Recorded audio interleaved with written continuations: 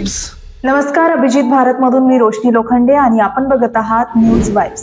सोनू सूदची पत्नी सोनाली सूद हिच्या कारचा नागपूरमध्ये अपघात झाला. या अपघातात सोनाली गंभीर जखमी झाली. सोनाली ही तिची बहीण सुनीता आणि मुलगा सिद्धार्थ सोबत नागपूर विमानतळावरून बायरामजी टाउन येथे जात होती. सोमवारी रात्री 10 वाजता ही घटना घडली.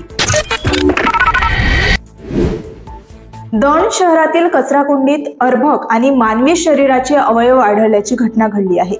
बोरावके नगरमध्ये प्राईम टाउन हॉटेलच्या मागे असणाऱ्या कचऱ्याच्या ढिगाऱ्यात एका बाटलीत मृत अवस्थेत असलेले पुरुष जातीचे अर्भक होते, तर अन्य 11 बरण्यांमध्ये मानवी शरीराचे अवशेष होते. बॉक्सवर भंगाळे हॉस्पिटलचा नामोल्लेख असल्याचे आढळून आले आहे. छत्तीसगडचे माजी मुख्यमंत्री आणि काँग्रेसचे ज्येष्ठ नेते भूपेश बघेल यांच्या निवासस्थानाची सीबीआय चौकशी करण्यात येत आहे. 6,000 कोटी रुपयांच्या महादेव ॲप घोटाळ्याच्या संदर्भात हे प्रकरण असल्याची माहिती मिळाली आहे. दक्षिण कोरियाच्या उइसोंग जिल्ह्यातील गोन्सा या प्राचीन बौद्ध विहाराला आग लागली. गोन्सा विहार सुमारे 1000 वर्षांपूर्वी सिल्ला राजवंशाच्या काळात बांधले गेले होते. मंदिराव्यतिरिक्त जोसिन राजवंशातील एक बौद्ध स्थापत्य रचना जी राष्ट्रीय वारसा म्हणून घोषित करण्यात आली होती ती देखील आगीत नष्ट झाली आहे.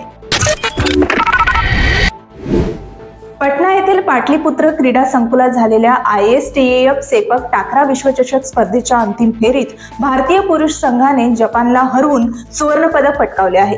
6 दिवस चाललेल्या या विश्वचषकात भारताने 1 सुवर्ण, 1 रौप्य आणि 5 कांस्य पदक जिंकली आहेत. नेहा कक्कर रडतानाचा व्हिडिओ सोशल मीडियावर चांगलाच व्हायरल झाला आहे. नेहा कक्कर ही मेलबर्न मधील संगीत मैफिलीसाठी 3 तास उशिरा पोहोचली होती आणि स्टेजवर पोहोचताच तिच्या चाहत्यांनी केलेले स्वागत पाहून ती रडू लागली.